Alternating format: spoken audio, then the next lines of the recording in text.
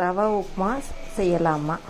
ரவை உப்புமாவுக்கு தேவையான பொருள்: மெலிசாக நீட்டாக வெங்காயம் இருந்ததுன்னா, தக்காளி கொஞ்சமாக எடுத்துக்கணும், காஞ்ச மிளகா, பச்சை மிளகா, கருவேப்பிலை, பெருங்காயத்தூள் சேர்த்துக்கணும். இப்போ ரவையை நல்லா வறுத்துக்கணும். ரவையை நல்லா வறுத்து ஒரு தட்டில் எடுத்துக்கணும். இப்போ ரவை நல்லா வறுத்தாச்சு. நான் சொல்கிற மாதிரியே செய்யுங்க. இந்த ரவை உப்புமா நல்லா டேஸ்டியாக எம்மியாக இருக்கும், நல்லாயிருக்கும். இப்போ எண்ணெய் தேவையான அளவு ஊற்றிட்டு கடுகு பொரிட்டு இந்த கடலைப்பருப்பு உளுத்தம்பருப்பை ஆட் பண்ணிடணும். இப்போ வெங்காயம் ஆட் பண்ணிடணும். வெங்காயம் ஆட் பண்ணி நல்லா சேவுக்கிட்டோன்னு வதக்கணும்.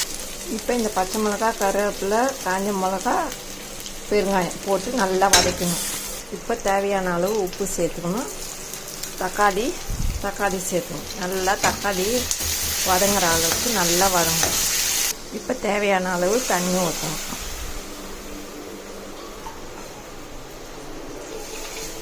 இப்போ தண்ணி கொதிக்கிட்டோன்னு ரவையை கொஞ்சம் கொஞ்சமாக கொட்டி கலரணும். பார்த்தீங்களா? ரவையை கொட்டி கட்டி இல்லாத கலரணும். இந்த மாதிரி தனித்தனியாக இருக்கணும் ரவை. அப்போ தான் நல்லா டேஸ்ட்டாக இருக்கும். கட்டியாக கலரக்கூடாது. கொஞ்சம் கொஞ்சமாக கொட்டி நல்லா கலக்கி கட்டணும். நல்லா தண்ணி கொதிக்கணும் ஃபஸ்ட்டு. அப்போ தான் ரவை உப்புமா நல்லாயிருக்கும். எம்மியான ரவை உப்புமா ரெடி.